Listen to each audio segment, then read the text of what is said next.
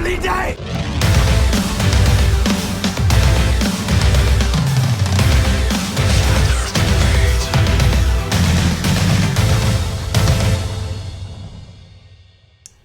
Welcome to Flat Earth Debate, Uncut and After Show. I'm your host Nathan Oakley, and if you are new to this channel, or you've not done so already, then be sure to subscribe and hit the bell notification icon to keep up to date with the Flat Earth Debate. If you'd like to support this channel, there is a super chat that runs alongside each of these shows while they premiere. There's also a PayPal, Patreon and crypto link in the info box below the video. And speaking of Patreon, I'm going to shout out all of my Patreons as they've been very supportive, as any regular watchers will well know. So big shout out to Alistair and Dank, David Wayne Foster, Edwin Johnson, God Rockin, Jeranism, Kirsten, Matt, Michael, Paige, Renee, Sam, Tina, and I think that's pretty much it. So a massive shout out to all of my people on Patreon. Thank you so much for supporting me. Now I'm going to raise the mic on the Google Plus Hangouts on air, as there is a couple of people, I think Flatsoid and 10th Man in there, so I'll raise the mic on them and you can enjoy their dulcet tones while I set up for the first live show. I'm back now. Okay. Flatsoid's here too. Hi Flatsoid.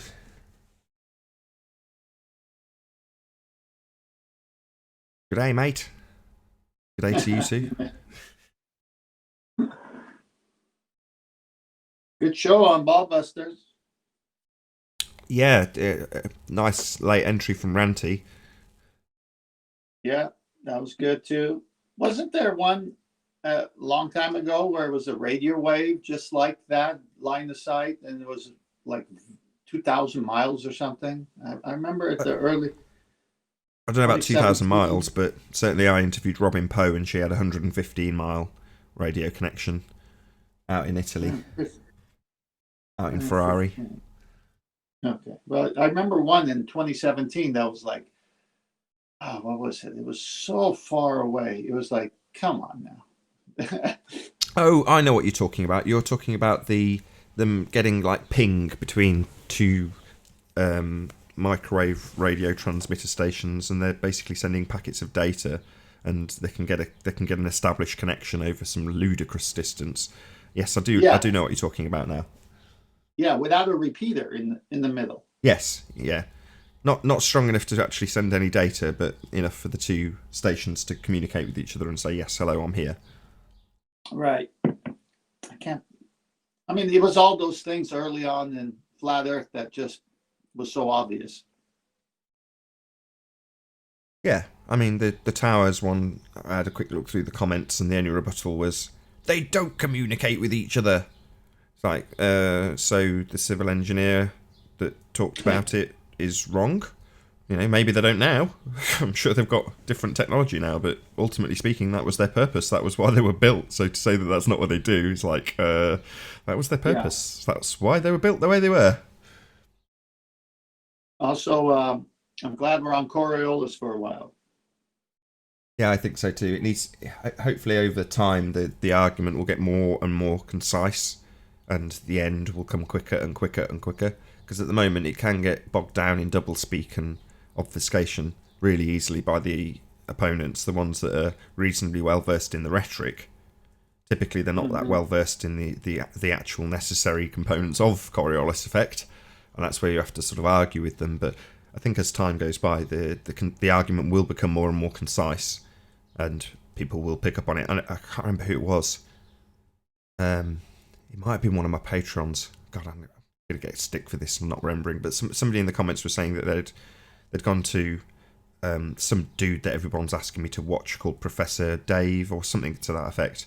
And this guy was like, I got banned from his Facebook page because of using this argument for Coriolis and taking apart his assertions. You're like, great. If people are picking up on how the argument is won and lost, then that's all I can hope for. Yeah. Well, I think there's certain things the enemy just gives you. You just wait until they talk about it, and the trap, they set their own trap, and one is Coriolis, because as you succinctly have put it, if the earth spins underneath a bullet and a football, then the Earth spins under airplanes and helicopters. Exactly. It's so obvious. It's like I can't wait for them to bring it up, and I'll say, "So you believe in Coriolis?" If I role play with you, and then I just bring all that up, what you've said on the show. And it's like, okay, next argument, I lost this one. I mean, what Quantum Eraser summarised at the end of the after show was to say that to win the argument, in essence, you have to get them to basically just concede what is needed for there to be a Coriolis effect on Earth. So our argument isn't the deflection of planes or that the Coriolis effect doesn't exist. This is what the Coriolis effect is. 2 reference frames. Here's how you example that in your heliocentric rhetoric. Bullet and Earth turning underneath. 2 reference frames. If it is accepted that in order to have a Coriolis effect, you need 2 reference frames, then the flight from LA to North Carolina must take 1.5 hours, or is it the other direction? North Carolina to California. Sorry, my bad. It's the other way, isn't it? Into the Earth turn towards LA, yes. So Charlotte, North Carolina to LA must take 1.5 hours if you have a Coriolis effect. And that's it. That's the end of the argument. It doesn't, therefore, ergo, there is no Earth-based rotation. Because if there was, you'd have 1.5 hour duration from Charlotte, North Carolina to Los Angeles. Yeah, it's a good one. I love it. Yeah, it's just that simple. It can get summarised in about 3 minutes, including the Earth-based reference being demolished. Coriolis itself can be summarised in 1 sentence. It's the obfuscation and doublespeak of the opponent, where they're talking about latitude lines and changing in directions and velocity being attached to the plane when it leaves the non-inertial reference frame. None of that's even relevant.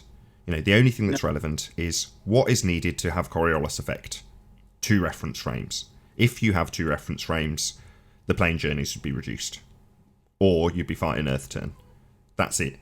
End of argument. Yeah. It's open and shut. They set their own trap by defining what Coriolis is. And then you just say, fine, if it works for bullets, like you said, and if it worked for footballs, what else does it work for? And then, let them answer it. No, because then you're into arguing about, or within the context of there being a Coriolis effect on Earth. And No. To... I don't mean in a way where you're begging the question. It's like once they admit that there is one, then you say, okay, so that means they're spinning underneath, right? Yeah. All right. Then how come the Charlotte flight isn't 1.5 hours? Yeah, if they're trying to, that's only in the scenario that they're trying to argue for 1 reference frame. And if that was the case, yeah, I know, but if that was the case from here on in, that will be the end of the argument for me. I won't then try and talk them into there being an Earth-based Coriolis effect so I can debunk how it doesn't work. If they argue for 1 reference frame, from this point on, it'll be, well, no Coriolis then. Exactly. In the real live debate, it's like when you get your opponent down, don't let him up. Yeah, exactly. So once they concede that there seems to be, according to them, 1 reference frame with the Earth and atmosphere travelling along, utter horseshit debunked by north, west, east and south surface winds, and the necessity to have 2 reference frames if you're arguing for a Coriolis effect. So that's the end of the argument. As soon as they say, oh, they travel together. Well, number 1, that wouldn't give you a Coriolis effect. Number 2, if that was the case, you wouldn't have different directions of winds at the surface and at different layers. In some instances, going in opposite directions at different heights. All of this is absolutely impossible if you've got gas, which is not attached to itself or the ground. It's completely unbonded. It's free to move randomly in all directions. So that debunks that notion. But once they've conceded that, it's like, well, no Coriolis then. End of argument. Hey, Chocolate.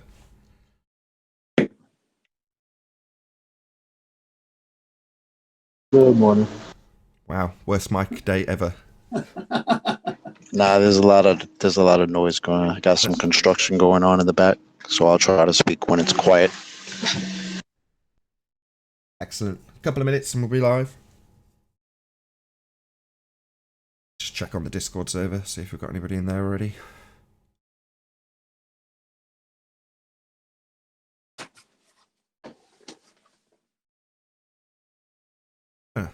Where is my Discord server?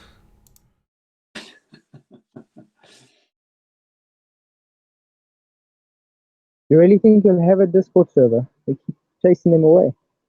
I found it. There's no one in there. So housekeeping will be quick. Yeah. They're too scared.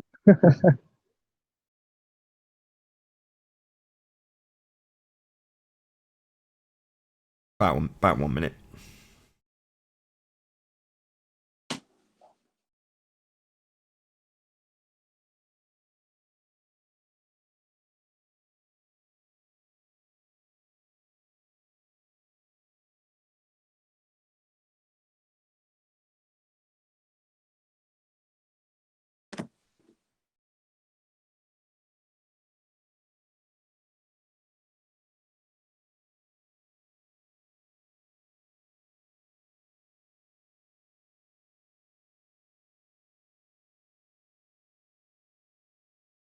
Well, it's a good job this only goes out on the second channel, eh?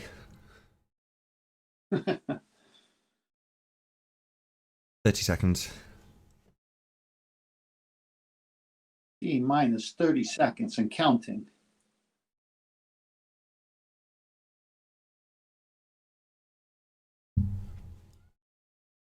Oh boy.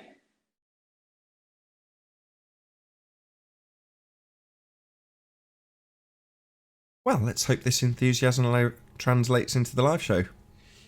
Oh well, I'm waiting for Flatsoid to say something. I've already talked. Sorry, just I'm so busy. It's all right, don't worry.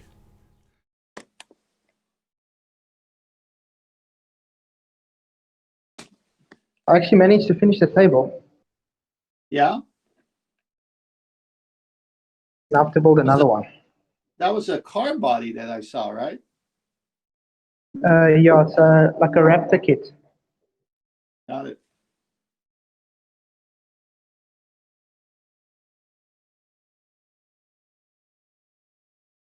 Oh, what a day! What a lovely day!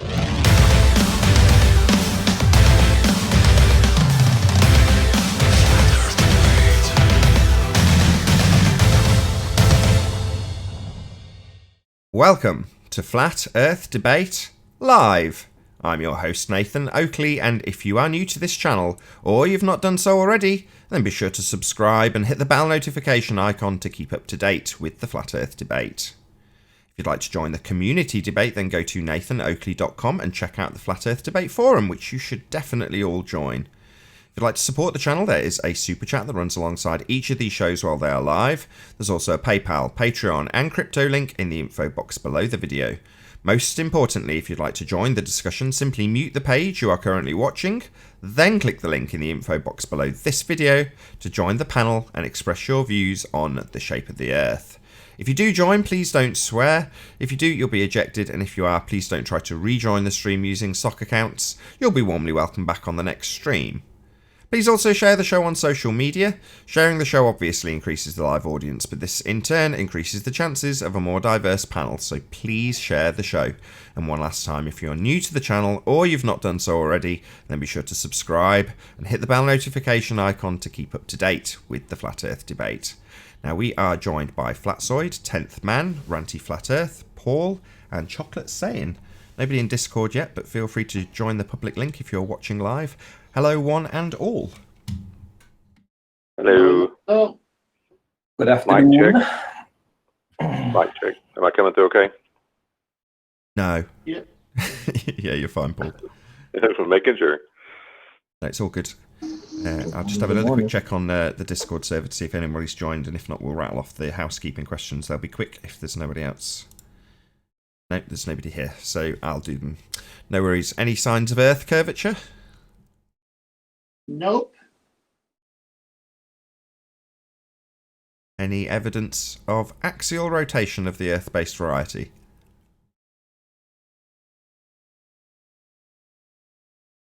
There is none, but I would like to make a comment about ball busters at some point about the argument that was being made and the proof of it. You go ahead, specifically in direct relation to axial rotation, so go ahead. Well, I was just noticing as I was listening to it with Zanuck, he was definitely double speaking all over the place, for one. And I did do a little research on my own about the fictitious force, or I think that whatever the term was for that. And he actually, every argument he was trying to make for all that, he was actually proving our point the more he'd talk about it. Because even if it's a fictitious force, which basically like inertia in a vehicle, when you make the turn, it's that force that seems to push you against the wall. That's still inertia, and there's still force that involved in getting you moving to begin with. So, but that still makes our point for us. That's all I was going to say is like that inertial reference frame is the crux of the argument. If the Earth is moving out from under us and there's any kind of movement, there is Coriolis effect. And just once more. Sorry, Paul. Just once more. Non-inertial reference frame. It's very confusing. The rotating Earth in that instance is the non-inertial reference frame. The inertial reference frame is, if you're talking about a bullet flying through off a roundabout, then the inertial reference frame is the frame of reference that your projectile's traveling through. Right. That's what I mean. If I'm confusing the terms, I apologize. But yeah, but every point he would make, like I was on the Discord kind of trying to chat with him, and he said basically it's the same thing as a curveball, and I go, wait a minute, no, that is actual deviation, their deflection, the ball curving is actually occurring. It's not a non-occurring event. If that makes any sense, it's not an apparent. It truly is curving. It was the ultimate troll, man. It's an actual deflection of the ball. If you throw a curved ball, you've got to put spin on it to make it curve. Well, it's actually curving to try and avoid the batter in a baseball game. That's the whole point of curving the ball. An actual deflection. Well, that's not Coriolis. Coriolis, right. The ball travels in a straight line. You rotate on the non-inertial reference frame, and it appears not actual to deviate. It appears to, i.e. isn't. It's travelling in a straight line. So a pseudo force, non-force, a not actual force. Now I do have a question. This is a question because I watched something on the Coriolis effect too, and just maybe help me understand a little bit better, because there was a roundabout example, where the person was throwing the ball in one sense, like they were throwing a soccer ball and it deflected, or supposedly deflected. But then there was a time where they took a baseball on the actual roundabout itself, which was in contact with the roundabout, and when they rolled the ball, it would make a loop back to the person that threw it. And they're saying that's the same thing. And I'm trying to wrap my brain around what could be occurring in that. If I can find the video, I'll see if I can. But that's an actual deflection again, isn't it? You can't tell me that a ball that returns actually to your hand is a not actual deflection, i.e. apparent, not actually occurring, it's travelling in a straight line. It's returning to your hand. So that's an actual deflection. But what if on that baseball that was being thrown a curved ball, what if there was a little person on that throwing a ball on the curving baseball? Would that show any Coriolis effect to the little man on the throw now ball? Arwen's deliberately and probably intentionally. Hold on. Shout out to flatearthchannel.com. Good morning, Flat World. Indeed, it is a very good morning. Thank you for the super chat, theflatearthchannel.com. Arwen's now deliberately introduced Coriolis for an actually deflecting ball, haven't you, you little swine? I was basically thinking something in the lines of, what if the Earth was actually God's baseball being thrown in a curveball? How would we perceive that on Earth? Well, if that was the case, it would be pretty akin to what they describe in the heliocentric corkscrew world of spinning and twirling around that model. So right. So heliocentrism is basically God's baseball game, if you like. Well, let's don't get off my point. Sorry, Paul. I just want to bring it back on track. So we're talking about Coriolis, and if you're talking about rolling a ball on a roundabout, and it's not going into the second reference frame to cause an apparent deviation, not actual, then you're not describing Coriolis effect. The Coriolis effect is facilitated by two reference frames. It's as simple as that. Now, if the Earth spinning has two reference frames and is claimed to be exhibited by bullets and footballs, with the Earth rotating underneath, then the Earth rotates underneath, and your flight from Charlotte, North Carolina to Los Angeles would be about an hour and a half, because the Earth's rotating underneath. It isn't, ergo, the Earth is not rotating. So the argument, and this I completely wholeheartedly agree with Quantum Eraser on this point, is the needed components for Coriolis in the first instance. That's the argument. Does Earth have the constituent parts needed for Coriolis effect? A rotating non-inertial reference frame and an inertial reference frame. If you do, then the plane journeys are reduced. They're not, so it's not. The Earth is not spinning. And then it gets really, really weird because then hold on, no, I want to elaborate a little bit on it, because then the ballers start to claim, but wait, the atmosphere is lockstep with the Earth, so there's no Coriolis effect in that department. But when you shoot at bullets, then it still applies. Yeah, well, that's double For speak. some The reason. argument, Well, I think go on, Paul. Go on. I said the argument can be made that that's the reason I used the ball in contact with the roundabout. How she rolled it away from her, but by the speed and the angle, it came back to her on the roundabout. Now I thought to myself as you guys are talking, this could be a potential argument just from that video. But if the roundabout was big enough and I threw the ball and it was moving fast enough, technically I could, and the timing could be perfect, I could throw the ball away from me, and if I made it around back to that point on the other side where I make contact with the ball would fall in a straight line, but for me it would look like the ball made a complete circuit. You understand what I'm saying? Even if you threw the ball. When it's in the second reference frame, not rolling on the non-inertial reference frame, that's not the same thing. Yes, you can. It could appear that the ball has whipped around and come towards you, but in reality it's travelled in a straight line and you've rotated underneath to catch it on the other side of your throw.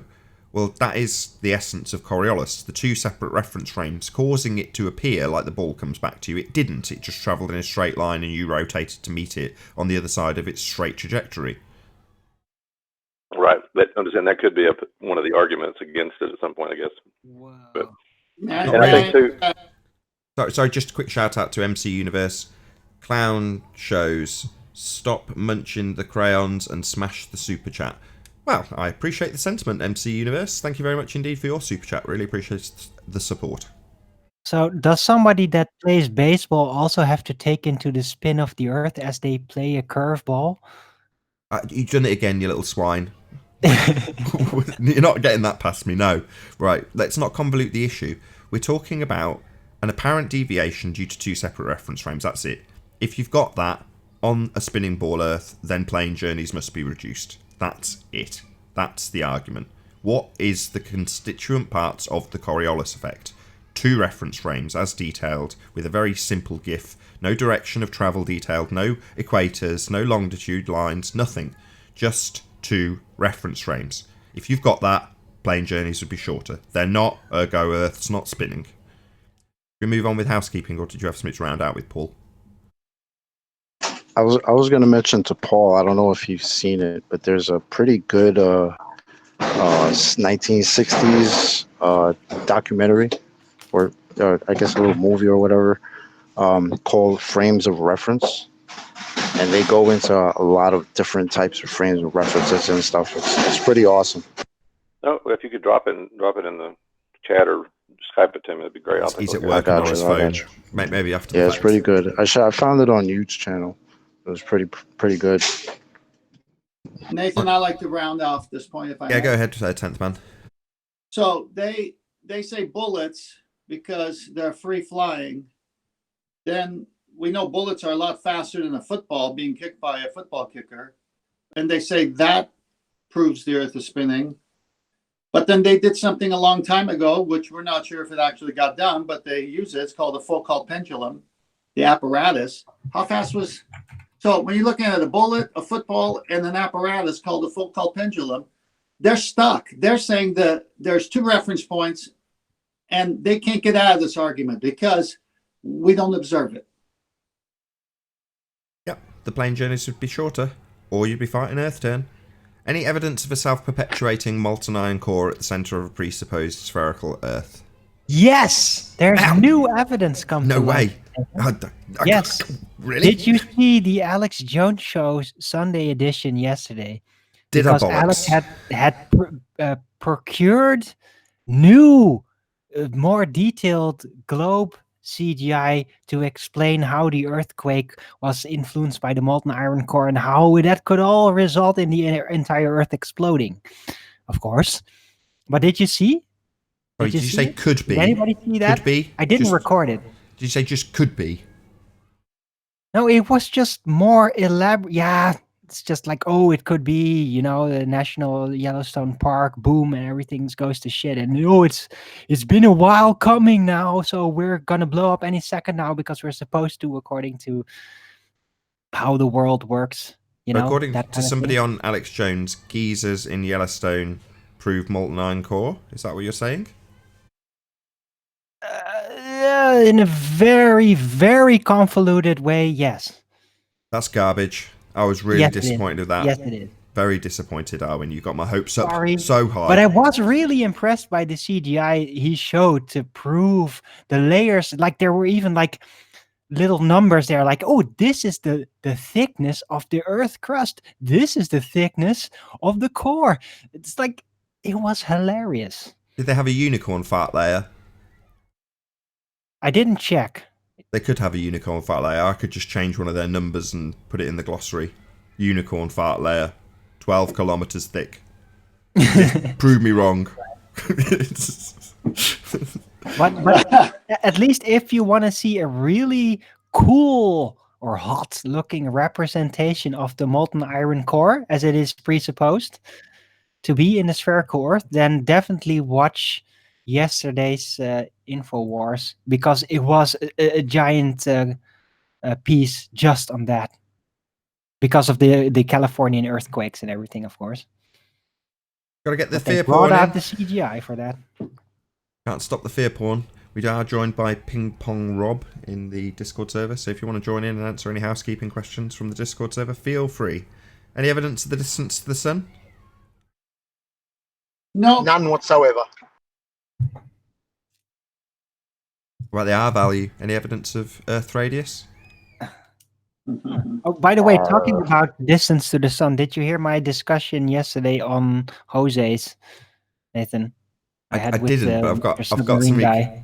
You've just reminded me of something that you pointed out about your model and your disagreement with non-locality, but we'll get into that after. Go ahead, Arwen. What was on Jose's about the sun's distance? Well, I got in on Jose's on a one-on-one with the submarine guy. I always forget his name, and he basically pulled it all out again. Everything that we've talked about like 2 years ago about the presupposition of where the heavenly bodies would be in relation to the assumption We're of what the talking Earth about shape would be, and Dean. all that. Put it all out there. It was really good, I thought. And yeah, I just was wondering if you'd seen that. I didn't. I did see a message from Quantum Eraser in the Happy New Year Discord feed at Jose, specifically about Dean. So it says, at Jose Retard. So, the, quote, toe-tagged, dumb fuck Stingray Dawn is attempting to construct a flat earth, open brackets, reification fallacy model. Can you have that window licker show me a, quote, in capitals, globe earth model reification fallacy, end quote, por favor. There you go. I don't think that Q's related takeaway. directly to my conversation at the time, but anyway, it was good to go over the whole heavenly arguments and be more prepared this time, because it's still a tough subject. Like how did they interpret the heavens in order for the Earth to be presupposed as a globe? How does that really work? How do the calculations push to that? And I thought it was an interesting discussion. So Good stuff. Any scientific evidence of gravity? just presuppose it. Just presuppose. Wait for a Musagag from 10th Man. No, I was going to do it, but I thought Arvin was going to go back to the other subjects. I was going to wait.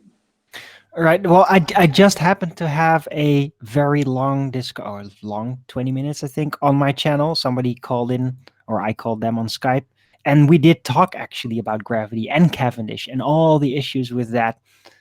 Was also interesting. And conclusion, no, definitely no scientific evidence of gravity. Equilibrium.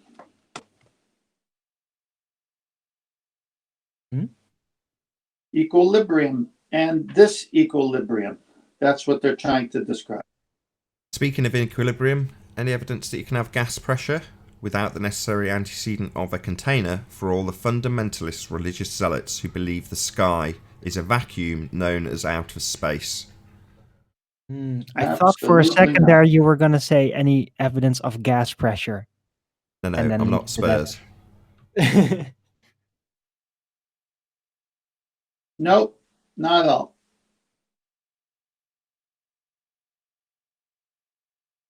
I mean, that kind of concludes the housekeeping. Other than R value, didn't really get anything other than Arwin going, no. Any evidence of the R value? No. No evidence of R value. I was just going to make a comment about the gas pressure thing, but I can come back to that after we get done with housekeeping. Well, I've only got something to ask Arwin about non-locality, but you go ahead. I'd rather you talked about gas pressure, to be perfectly honest. I was actually going to address that issue. I posted in, I think in the Skype chat or the Master B about the collapsed lung. I think a person having a collapsed lung would be experiencing pressure or the lack of in their own lung. So just as a side note. Right. Fair enough. Good point. Yeah, I think that would be agony. It is. I've had a friend in my youth who, at one point in my presence, that suffered a collapsed lung when they fell out of a tree, and they were like sweating with agony for hours. Have you ever seen the movie called Three Kings? About Saddam Hussein and a load of gold? Anybody? Yeah, I've seen that.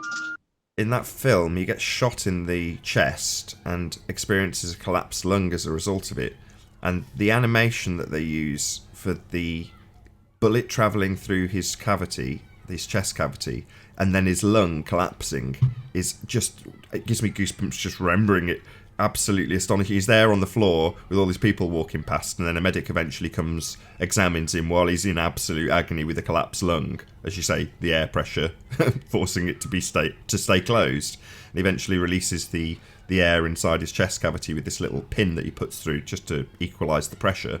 And then he continues, and every so often he has to release the valve, like the pressure inside the lung, the cavity of his chest, with this little valve on this stalk that has got stuck inside him. And of course he gets captured and he can't release the valve, and he's struggling as his chest starts to collapse, his lung starts to collapse again, and he can't reach the valve. Anyway, just an interesting memory of just an awesome I don't know how anatomically correct it was, but it was absolutely amazing. I do remember it being visually superb in terms of showing you what actually happened to cause a collapsed lung in like bullet time, like in the Matrix. It was really cool. Right, and now we only have these days we have, of course, the Mortal Kombat game. Is Ute in the chat? Is that good timing? Yes, he is. Good times for all. Thumbs up. Okay, so Ute pointed out to me that you were kind of arguing against non-locality, and Ute highlighted the fact that that scientifically valid principle would actually aid your looping model. Had you not considered that? Yes, I have. Although not fully consciously so. Well, now you have. Thanks to Ute. Shout out to Ute. I want to address one other thing with Spurs, so that just in case it ever comes up again about the temperature and pressure thing. I was stationed at Loring, Maine in the dead of winter, and I've seen temperatures as low as 40 below zero up there. And I'm inside in shorts inside the dorm. But when I walk outside, I have to have a full parka on, so it's pure temperature thing. I never noticed a pressure change from inside the building and outside the building, even though there's extreme temperature variation. Like it could be 70 degrees inside the building and negative 40 outside the building. And as an instantaneous pressure change, because I'm walking, or temperature change because I'm walking from inside the building to outside the building. I never noticed that when I was there. I never noticed any kind of pressure change. Indeed. You're preaching to the converted ear, though. You're not going to get much. Did you have something to add, Ping Pong Rob? Paul, I dropped that video in Skype. There must be pressure change. There has to be. Even if it's slight, there must be. Because when we were at school, we were taught that if you elevate the temperature, you elevate the pressure automatically. If you lower the temperature, you lower the pressure. Yeah, you're right. They are intrinsically linked. However, I think the point that Paul's making is that while Spurs would imply that it's only temperature change, you can definitely experience pressure change. But Paul's saying even in extreme temperature differentials, you don't necessarily experience a vast pressure differential physiologically.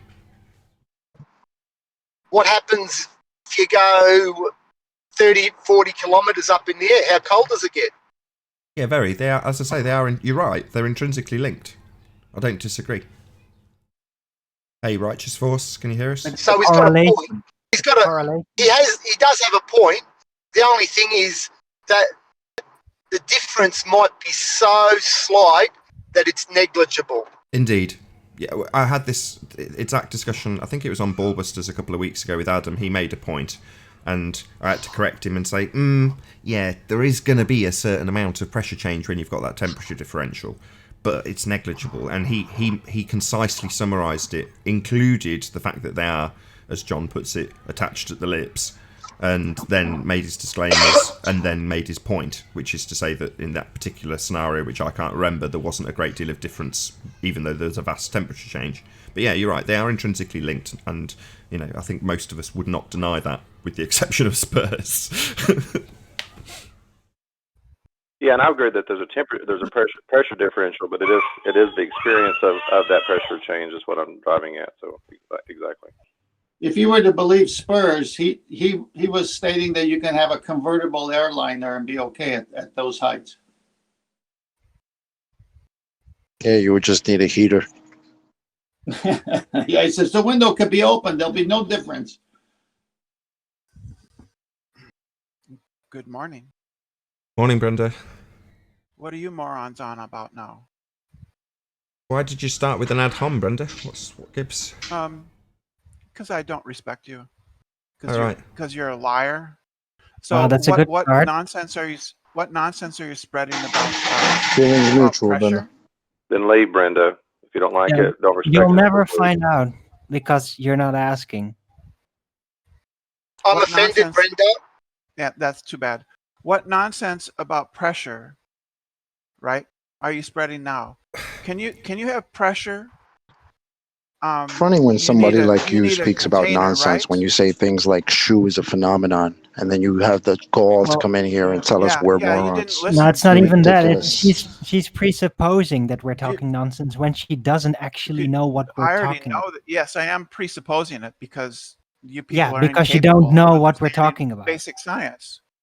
You're incapable of understanding even elementary science. Have you got anything to offer here, Brenda? Yeah. Can you have pressure outside of a container? Yeah. All I heard was eh. Yes, you can have pressure outside of a container. Yes. You can have pressure outside of a container. Yes. That's a complete reversal from what you've said in the past. Oh, really? So you've got a container with oxygen ready to go underwater for a scuba diver. There's still 15 psi pressure outside of that container. You are fundamentally retarded if you think that's not my position. You're just stupid, or you're trying to strawman us, one or the other. So all that stuff with Big Blue telling you about how you can have gas pressure without a container was just nonsense. You didn't believe any of that. Sorry, that's not what you asked. You I said, don't can you even have know gas what you're pressure? saying, Brenda. That's not what you asked. You asked if you can have gas pressure Not outside of a container. Yeah, that's what I. Well, yeah, you can. Yeah, that's blatantly bloody obvious. That's not what we're arguing. When he's got a container, something to press upon, a great big long tube with a gas pressure gradient demonstrated, which is something apparently you guys don't think is possible, in a container. What? A gas pressure? Try again, Brenda. Gas pressure gradient. For some reason, a lot of you fundamentalist zealots leave comments that that's not possible in a container. That's correct. Oh, really? So what did blue balls demonstrate, you stupid fundy? Do you know why? Excuse me, what did blue balls demonstrate if not a gas pressure gradient? He didn't demonstrate a gas pressure gradient. Oh, he didn't. So he didn't have a more dense gas on the bottom and a less gas. He didn't. I'm talking. So he didn't have a less dense gas at the top and a more dense gas at the bottom. Then, Brenda. What are you talking about? The density of the gas in the tube. That's what he was measuring. Sorry, he had a more dense gas at the bottom and a less dense gas at the top, didn't he? Butane's more dense. No, dense. Yeah, he put butane into a tube, an open tube, right? Right. So above the butane, yeah. What's above it? Is it normal air, less dense? Was that inside the tube? Yeah, before he put any butane in, yeah. So he's got a density gradient then, hasn't he, Brenda? More dense gas at the bottom, less dense gas... I can never say it. Less dense gas at the top. Was he measuring the density of the air? Sorry, you stupid bitch. What part of this aren't you getting? You've just declared it's not possible to have a density gradient in a container. Hillbilly Blue Balls has demonstrated it, and you're just stuttering and stammering around this. Yes, he's demonstrated that it is possible to have a gradient in a container. Well done, Hillbilly Blue Balls, for debunking a whole load of fundy zealots who thought that wasn't possible. Yeah, even Brenda right now doesn't seem to comprehend it, and is talking all over me while I point out that she can't seem to comprehend. That's precisely what he demonstrated. Gas pressure gradient in a container. Shout out to Del West Watson. I think Brenda is dense. I also think Brenda is dense, Del West Watson. Thank you for the super chat. The air outside of the tube is not inside of the tube. Oh, really? So what you're saying is the moment he started putting butane in, there was an immediate evacuation of all gas and only butane. It didn't gradually fill. The second one molecule of butane went in, there was no other gas in there. You're a stupid idiot. He filled the tube with butane. Oh, and filled, so that was a process of evacuating out a less dense gas. So at one point, there was one molecule of butane in there, and the rest was all a less dense gas above it. Yeah. Yeah, so he absolutely demonstrated a gas pressure gradient in a container then, you stupid fundy. No, the air... Yeah, the air being less dense was above it. So he demonstrated a gas pressure gradient in a container. Didn't. Something with walls, something that you can get pressure from to press upon. So he's got a container, nice long pipe, and he's got a gas pressure gradient inside it. Walls. Butane at the bottom, air at the top. So well done, Hillbilly Buballs, for absolutely smashing fundamentalist zealots like Brenda, who in this exact instance has said that you can't have a gas pressure gradient in a container, even though that's the very example she brought up. No, it wasn't inside of the container. Oh, really? So what was the PSI value of? Per square inch of what? The butane. If the butane has got a square inch, it's expanding in all directions, it's a gas. It doesn't have an inch value. Yes. It's randomly expanding in all directions. The I in his PSI was the walls of the container, the pipe. The pipe is open at the top. Yeah, it's still a container. It's like saying it's like saying a tire with a slow puncture is no longer a container because it's got a slow puncture. Yeah, there are means of the gas escaping through a very, very, very limited surface area, a little tiny hole, like in a tire. But that doesn't immediately stop the tire from being a container. It's just got a hole in it. The butane didn't escape from the tube. Over time it would. Entropy would take hold. No, it didn't. It didn't. If you Really? So he did it indefinitely. It's still running then. We can see this apparatus set up today still full of butane, can we? He went back 3 hours later. 3 hours later? I just asked if we can still see it now. So you're moving the goalpost? Did I say, can we still see it now? Still holding butane, defying the second... I'm still talking. Yeah? What is it with these fundies where they don't like me pointing out that slowing down the effects of entropy doesn't mean you've overcome a natural law? And I'm asking if his apparatus is still available for us to see with the butane in the bottom of the pipe not going anywhere. Is that a possibility that we can see that today? If it was still together, the butane would still be in that container. Yes. Excellent. Glad you've claimed that. We'll make a note of it. I'd like to see that. Why don't I'd you like do to the see test that. and see? I'd like to see that claim being verified, please, Brenda. That's your challenge. No, you do it. No, I'm not making the claim. It's your claim, you stupid fundy zealot. Don't ask me to back your claim. You claim if it was still set up today, the butane would still be in the pipe. Well, I want you to show that. Yeah, not just random baseless assertions. Brenda, I'm talking. Right, not random baseless assertions, but you backing your claim, which is if the apparatus was still set up today, it would still have butane in it. I say no. Entropy is a law. It would eventually disperse due to entropy. Okay. Yeah, So I've got a then why natural law on doesn't- my side. You've got a baseless assertion. So let's see if you can demonstrate your best baseless assertion. See if it defeats the natural law I'm using on my side of this argument, Brenda. Good luck. So why doesn't I'm not interested in your questions. That's your challenge. Moving on. You've been smashed. Until you bring a demonstration of Hillbilly Blue Balls maintaining gas pressure in his little pipe with a hole in it and entropy not taking effect. I'm not interested in any questions from you. Your challenge is to go and get a demonstration now. So off you go to Hillbilly Blue Balls or do it yourself and back your claim. It's your claim. No, hand dismissal. It's not my claim, you stupid bitch. What part of your claim don't you understand? You claim it would still be in the pipe. I've asked you to show us it in the pipe, and now you're saying it's my claim? No, it's a law of nature, not a claim. Entropy is a law. Your claim is the butane in the pipe would overcome entropy and still be there.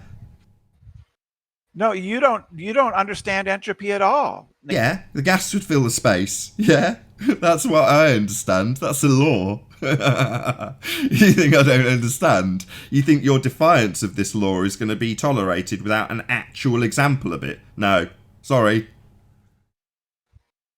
Yeah, you haven't the slightest clue. Why doesn't the... hand wave dismissal and question time. Yeah, I'm not going to take your ad hom and question time. No.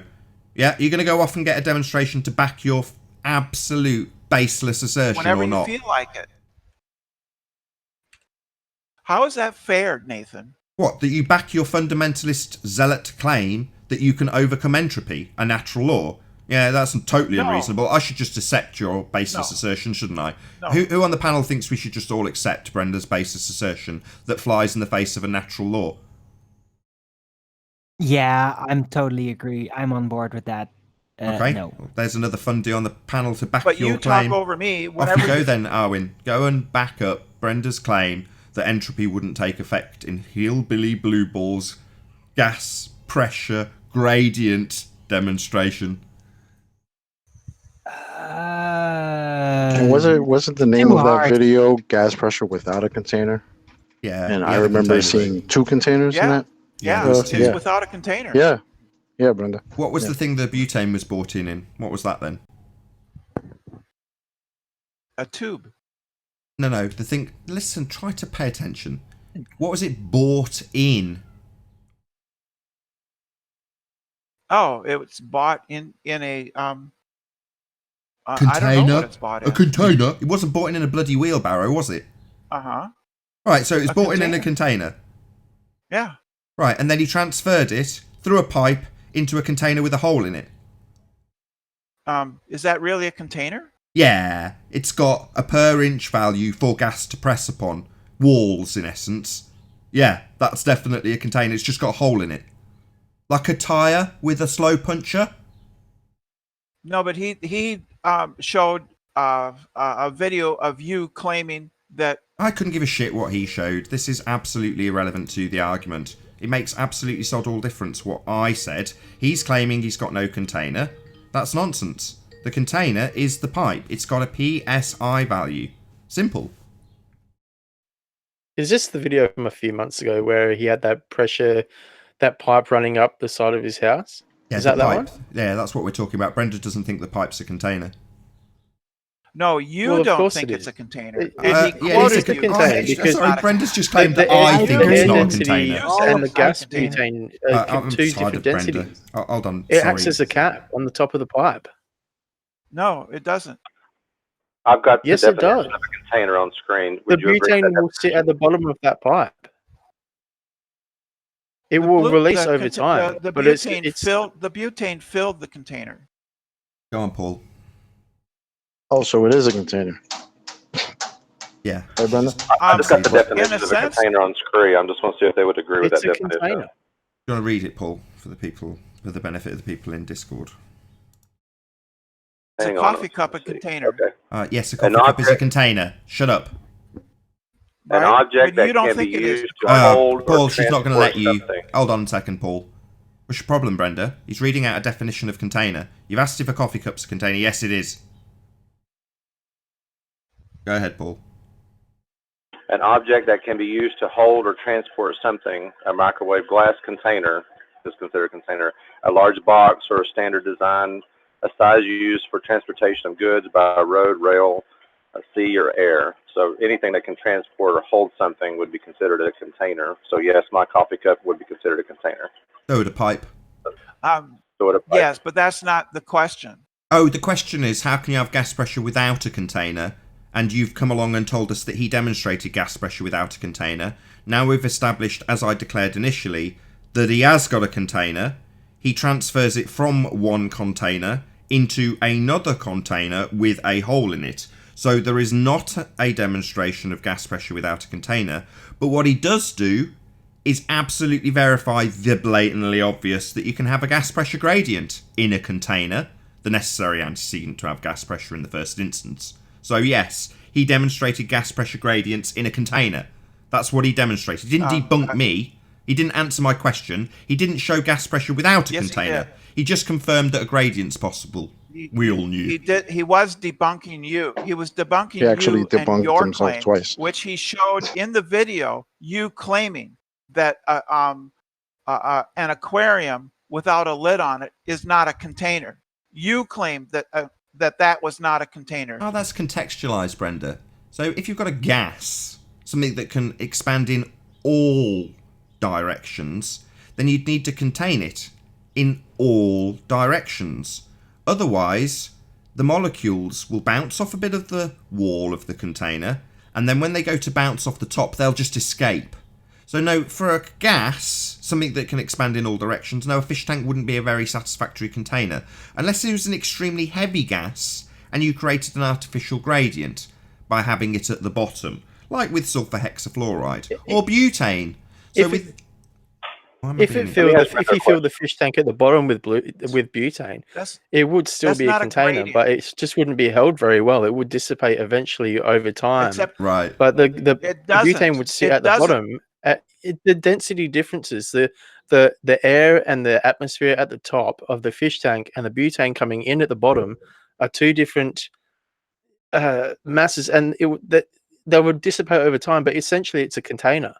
That pipe, it's not a container. Even though there was no lid on the top of that pipe, the gas is still sitting in that pipe, and the two different densities, it's acting like a lid, and it is a pressure. It's a container. I don't understand. Even I'm not an expert in all this, but it even makes total sense to me. I don't understand how you can't understand that. What do you mean it acts like a lid? That violates the second law. No, it doesn't.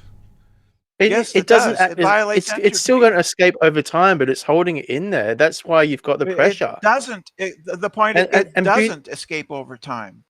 Does. We've asked you to demonstrate that, Brenda. So I asked if Hillbilly does Blue Balls... Oh, of demonstrate course, it in I've the started video. talking, so Brenda's got to demonstrate that the fundy mute button of the globe heads is definitely in effect when I talk, isn't it, Brenda? Yeah. So as I asked earlier, you've made a claim that it wouldn't dissipate, defiance of the second law of thermodynamics, and I say it will because that's a natural law. And when I ask you to prove your claim that's in the face of a natural law, you say you can't and start asking me questions and claiming it's my claim. Yeah? Well, no, Brenda, until you show us that entropy won't take a hold, which is irrelevant because the question is, let's see gas pressure without a container, not demonstrate that you can have a gas pressure gradient, which is useful for the fundies who thought you couldn't have one in a container, but ultimately is not debunking anything because the question on the table is, how do you have gas pressure without a container? And during Mind Warp's explanation, you said it's not a container. It is. I would Nathan, say this would be a a better lot description easier. would be it is a leaky container. It's a container that has a type of lid from the pressure densities that is leaking. That would be a better description. This would be a lot easier, So Nathan, it's if you being would held in stop there, but it's over-talking and escaping muting. gradually. She's just going to talk that all over pressure you. is going to keep. I'm sorry, Mind Warp. that She's just going to pressure- interrupt every word you say so that your point won't be heard. But Fundy Oh, Globe you're heads mute over-talking button. me, Nathan. Yeah, you're talking all over Mind Warped. Brenda, you're It's getting worse than Rumpus. It's I'm not the at all. pipe- You've There she done goes again. nothing but constantly There she over-talk me, goes. Nathan. Yeah, now she's going to I start have- talking the about other over-talking. thing Let's as well shut her up. that you guys are forgetting is that butane gas isn't just butane gas. There's other additives added in there, so it has a smell because butane itself doesn't actually smell and can't be detected. So there's other things in there that are making it heavier as well. So it sits at the bottom of that pipe, and it's sitting in there, and the two different gas pressures, at the top of that pipe. If the top is the atmosphere, inside the pipe is the heavier butane gas. It's sitting in there. Essentially, you could say it's a leaky container that is slowly, the pressure will drop over time. So yeah, it's a container. I don't know how else to explain it to make it make sense to you. It's a container. Say if you came back in an hour or two, the pressure would have dropped because the gas is going to escape. But It doesn't. yeah, It doesn't, though. It's not, Yeah, can you show Who us am I that? talking? Who How am many I times? talking to? How many times? Can you show us that? Yeah, it's in the video. No, but it's not. He does a demonstration, then 3 hours, according to you, is all he leaves it for. It's in his video. Yes, Yeah, that's 3 hours is all he leaves it for. Are you going to hand wave dismiss this or just make the same claim, totally ignoring me? Well, Nathan, you keep over-talking me. Yeah, it's in You the claim container for that 3 I hours, overtalk according you, to but you. the truth is yeah, that you so are- it's just going to be a claim that I'm over-talking her while she ignores me. I'll say it for a third time. Let's see if she hand wave dismisses it or pretends that I'm over-talking her rather than addressing it. So, you said 3 hours is how long he leaves that apparatus. I asked earlier if there was a demonstration of it still operational with the gas in today. That's moving the goalposts. No, if you're saying it would still be in the container, that's your fucking claim. So show us it still being in the container, your claim. That's a fallacy. That's a fallacy. Oh, you stupid bitch. I'm tired of this. You made a claim not it a would fallacy. still be in the container. That's your positive claim. I say show it still being in the container, and you say you're moving the goalpost. No, I'm saying back your claim. You claimed that. You asserted. can Oh, here we not go. make Now she's sense? going to tell us that I've claimed it. Now it's my claim. No.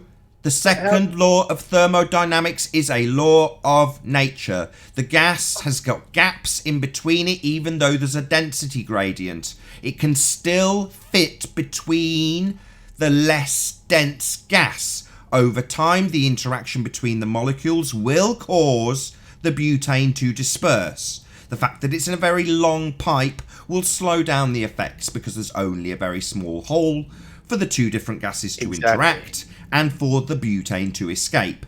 So it will prolong the period that it takes to dissipate into the natural air around it because there's only a small hole. It can hit the wall of the container and then occasionally it'll hit the hole. even with a density gradient. It just slows down the effect. That is, in essence, entropy. Now, that's a law of nature, not a bullshit claim. Your claim is that it would still be in the pipe. So when I say, show me it still being in the pipe, you say, I'm using fallacy, it's a straw man, it's moving the goalposts. No, I'm asking you, well, of course you rumpus me at the conclusion, to back your baseless assertion that it would still be in the pipe. Nathan, if you want me to continue to contribute to your live stream, you need to allow for back and forth, and you have not allowed me to. Get out. Single sentence. Get out. I don't want you to continue. Piss off, stupid bitch. And that's why I can't don't understand let how her she doesn't on my- understand that the pressure gradient doesn't act as a lid. I mean, it's a container. How can you not understand that? I like the example with the tyre. I thought I'd join in. The tyre is the best example. I mean, and then you fill a tyre, but it's a then container. trying to apply it as a fish tank. It's like, okay, I mean, if you had two gases in a fish tank, the breeze that comes through, like, it's just going to blow, both gases out straight away. But a pipe, because the butane is so heavy, it's going to sit in there for longer than 3 hours.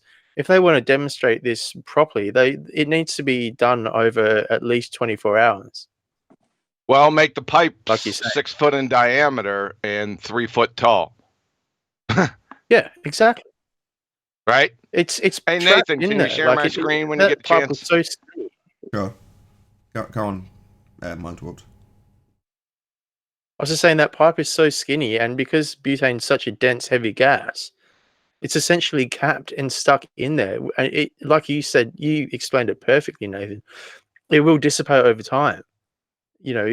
Matter in essence isn't solid. Like, it's going to slowly escape, and when the breeze blows over the top of that pipe, it's going to accelerate that. But it's still going to be stuck in there for more than 3 hours, and there's going to be pressure. Not much of a change over 3 hours. So I don't know. If he had done that in a, say, 125 millimeter round pipe, it would be completely different. But it wasn't. It was like a 25 mil pipe. Does that make sense? It makes perfect sense. Exactly. And John summarised it. Make the pipe 6 foot long instead of however long it was, massive, and make it, I don't know, a couple of inch diameter. See what happens then. Not only that, but PVC pipe left under the sun dries up, gets brittle, and cracks. So entropy is totally taking place. Either way, it's going to escape. I just want to make my example because I just think it's the best example. You've got a tyre, you fill it with air, it's obviously holding 30 psi, and then you get a nail in the tyre, and it's got a small gap for the particles of gas to escape. Now that doesn't mean that it's no longer a container, it just means that part of the container has got a route out for the particles. So the particle hits the rim, then it hits the tyre, then it hits the rim, then it hits the tyre. Now most of them are doing that all day, every day. But every so often, one particle will hit the hole instead of the rubber or the metal. And when it does so, it escapes. Entropy. It's just going to hit that hole less often than if it was a massive inch-wide tear, in which case there's so big of a hole that your gas is much more likely to hit the hole. Well, hole is a hole if it's tiny hole or massive hole. It just slows down the effect. In other words, you can't have lots and lots of particles all hitting a tiny hole at once. Most of them will hit the walls of the container. So in the same instance as the tyre, the pipe has got plenty of surface area, plenty of per inches squared for you to press upon. But occasionally, it'll hit the top. And because it's more dense, that exacerbates the effect. But it still has gaps between all of those gases, and entropy over a prolonged period will take effect. It's a law of nature. You're presented, John. Yeah, I've been sitting on this for a few months, and then you guys go in and try to steal all the thunder. So it's time. So Hillbilly Blue Balls, the redneck retard. Hey McFly, The jig was up when you showed up debunking gas pressure without a container by revealing a closed container of butane. This, right? I mean, you got to be some type of stupid. For goodness sake, sir. So, you know what? This is tantamount to debunking the existence of dogs by presenting on location from the best in show blue tick coonhound kennel. You're an abject moron.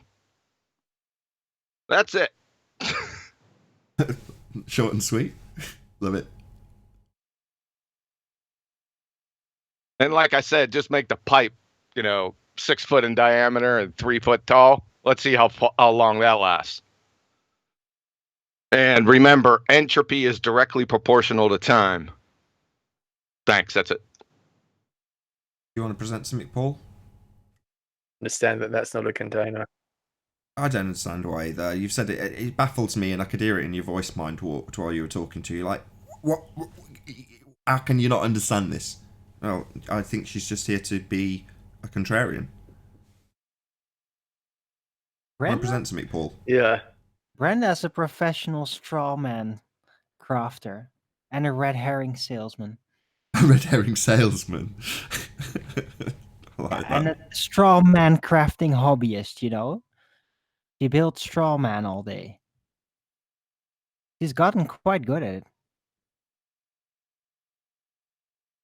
Not here. Well, she's gonna get caught, of course, but she is very proficient at it nowadays. She does it every single chance she gets.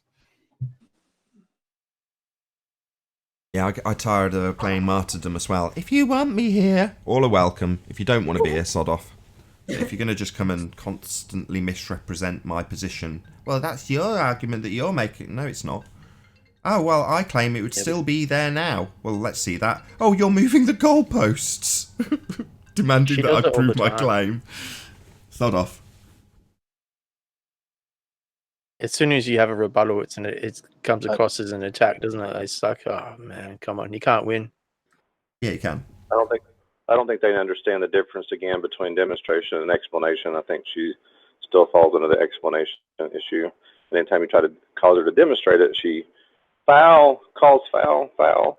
That was one of the best little nuggets that QE's given me. I mean, don't get me wrong, all of the complex arguments that he spent 10 times as long going through and making me understand. That little nugget was the best to date.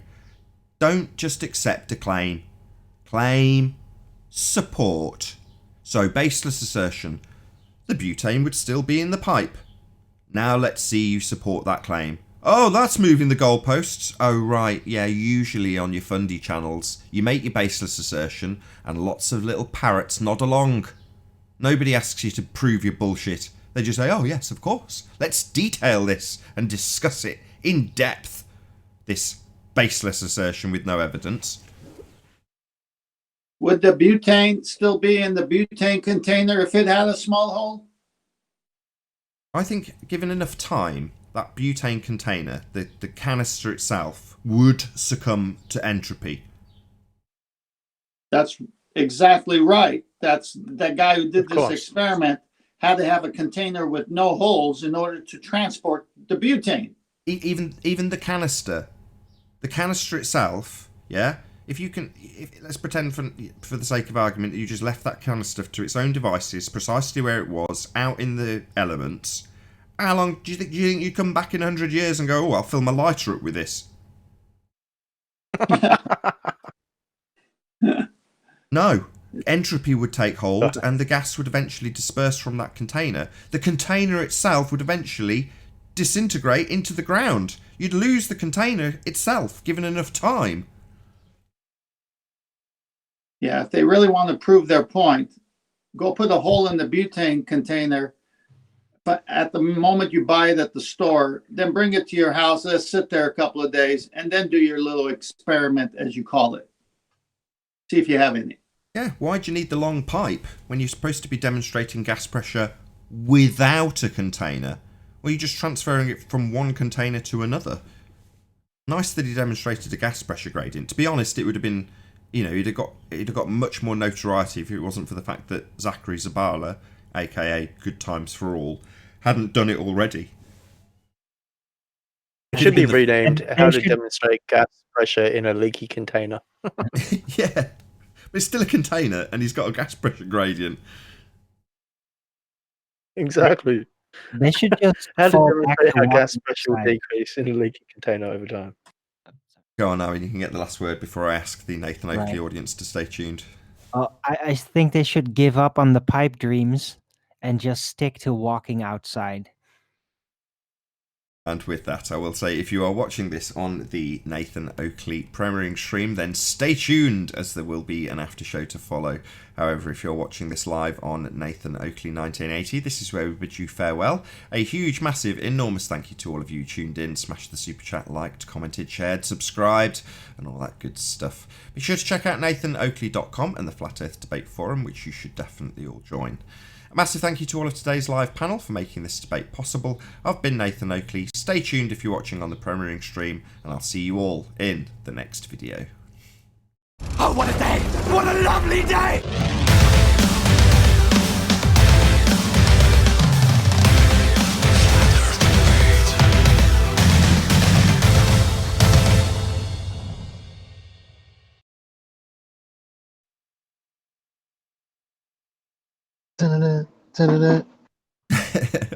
Yeah, exactly.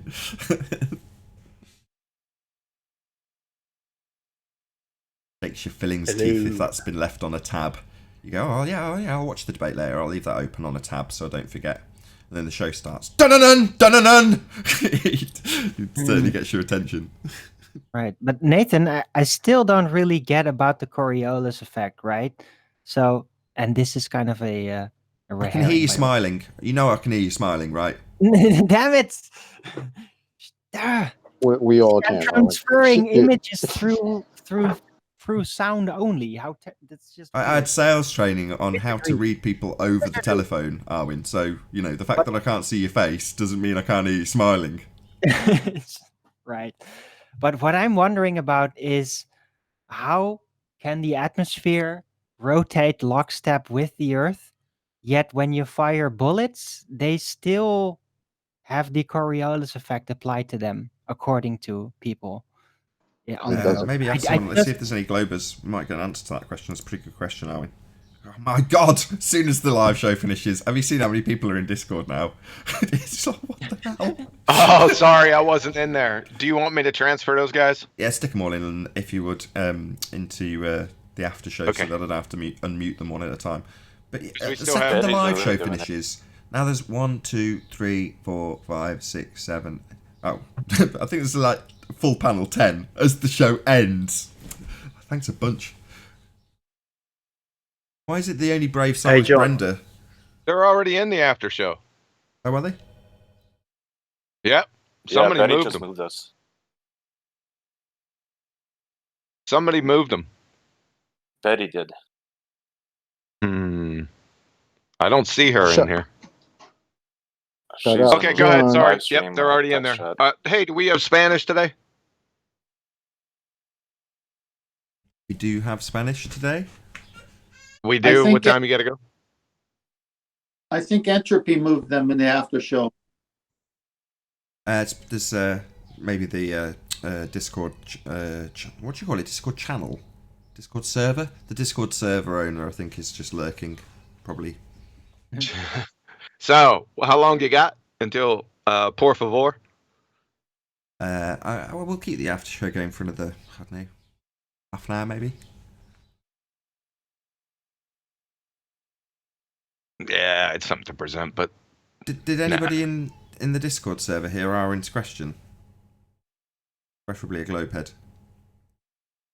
I missed Arwen's question. Go ahead, Arwen. Ask again.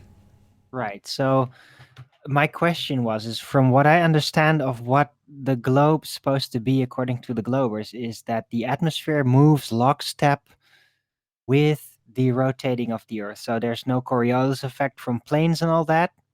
Because of that you must go there. But still, people that claim that is the case still say that bullets fired and cannons and everything still are subjected to the Coriolis effect. So can somebody explain how that works? How things flying in the atmosphere are not subjected to Coriolis because the atmosphere is moving lockstep with the Earth, yet things fired from the Earth are still subjected to Coriolis effect. Is a football being kicked by a that man? makes no sense. Is a football being kicked by a man equivalent to a bullet? I don't know. No, they're in trouble. That's why I ask. But I was just apparently they would be the same, right? Because the only difference would be the planes supposedly have an engine. They're powered flight. That's their little caveat for that nonsense. Not forgetting that it's in the same air that the other projectile is in. So, like, it doesn't make any damn sense. But yeah, go ahead, guys. Well, I would like to ask the question too, because like we talked about the baseball earlier, the curved baseball. You've got a solid object, which is basically my fingers, and the solid ball causing the spin, right? And there's a lot of contact, which means something that's solid has to have a lot of contact to cause it to move. Air has very little contact with itself or any hard surface.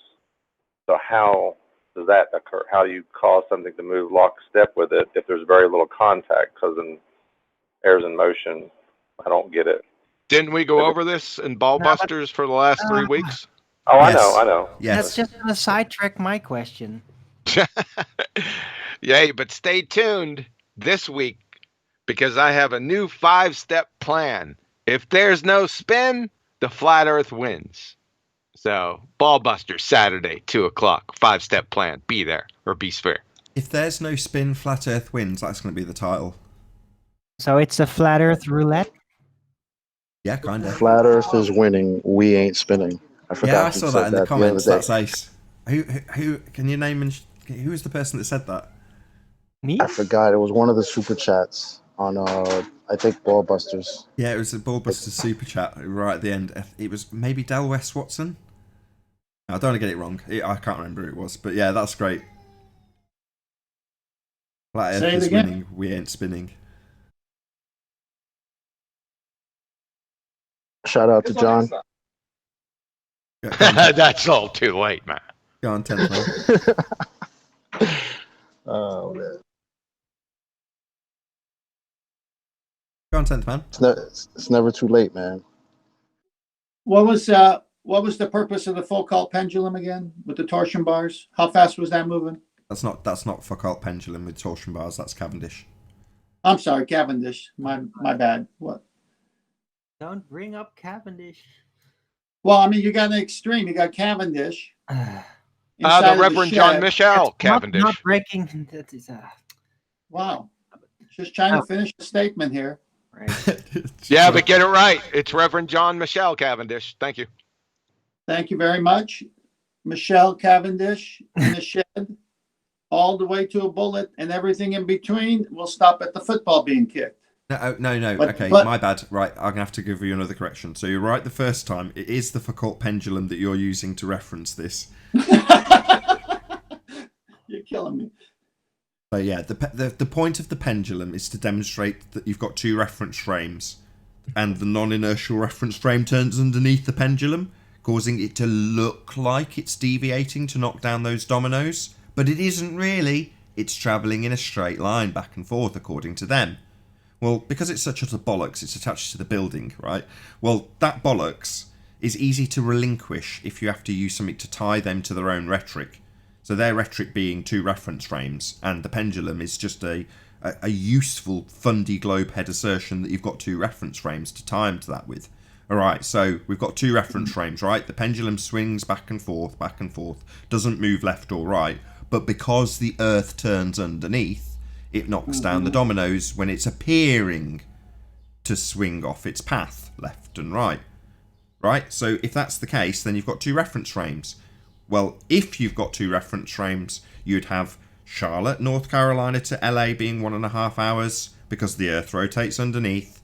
It doesn't, ergo, Earth does not spin.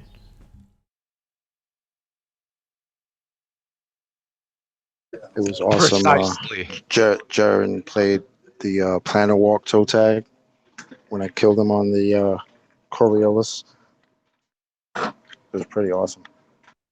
Yeah, we're getting all hung up with this Coriolis effect, and I'll take that blame because sometimes I like to argue the Coriolis effect. But the argument isn't the Coriolis effect. Isn't it cool? It is. Yeah. Stay tuned for my 5-step plan. We're going to go through it. Right, I covered this in the pre-show actually, John. So exactly, I don't mind reiterating it because it's nice and concise on this particular debate. But yeah, the argument is the necessary parts of the Coriolis effect that would give rise to it on a spinning ball Earth. That is to say, 2 reference frames. And you need 2 reference frames to have a Coriolis effect. One of them non-inertial, claimed to be a spinning ball Earth. If you've got 2 reference frames, you get your 1.5 hour Charlotte, North Carolina to LA flight. You don't. So you don't. The Earth isn't spinning. And then tried to come in with an argument of it takes longer to go from New York to LA. Well, no, that's not how it should work. And I wanted to give a guy shout that out. makes videos about flat earthers, and he doesn't understand that point. That's ridiculous. How about what somebody put in Master B's last night? I think it was Vanilla. Did we have another sighting of a satellite on a balloon? Oh yeah. Satellite splat. Hey. Have you got a picture? John. Can you bring it? I can present your screen nice and easily if you can share it on Skype. But I already have an alternative explanation for that. Hold on. Let's go ahead It of was ourselves. actually Hold on. UFO camouflaged as a satellite that crashed. We don't know what we're talking about yet. Hold on. I just want to wait till we can get it up on screen. Before you do that, can I give a quick shout out? Yeah, go on. I want to give a shout out to John, and I wanted to apologise for some of the comments I made in Master B. It was nothing personal. You do good work, and I appreciate everything you do, man. And yeah, I just wanted to say that. So shout out to you, John. QE. Who? I'm sorry. Who is that? Mind warped. Oh, Mind Warped. Apology accepted, man. Cool. Yeah. Thanks, man. Cool, Not man. too many Cool. people apologize. I'm All not used good. to that, man. I don't know how to act. No, I just wanted to say that. So yeah, no, all good. You do good work, man. And yeah, I don't know. I got a bit keyboard hungry. Go on, fill us in. No, that's not relive it. Apologies been accepted. Let's move on. So, QE, did you manage to bring up a picture that you were talking about that was shared in Master B? Let me... 1 second. Let's share it. Flatside is dropping a lot of pictures in there. No, it was the video I dropped in there yesterday. The satellite. Yeah, there's a video. I don't think I could play that, but it looks like 10th Man pulled out some pictures of it. Or are we sharing? Yeah. Hold on.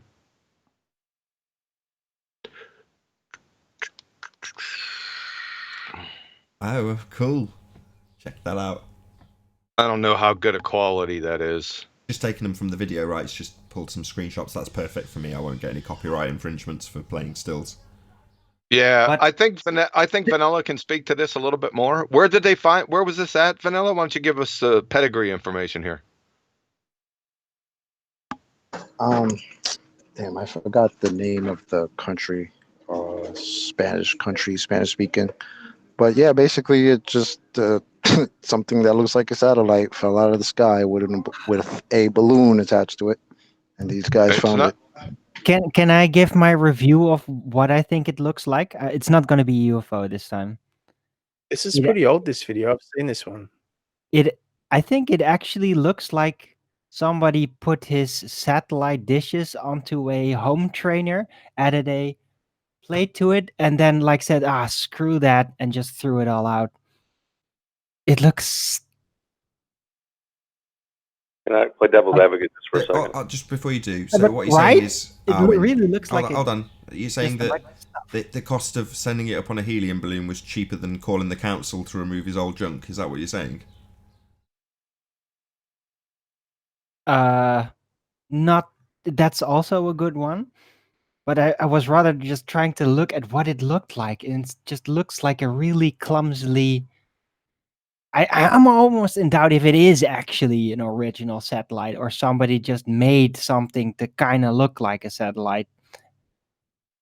I don't know. It could be just a high altitude weather station system, because maybe somebody's secret project or something.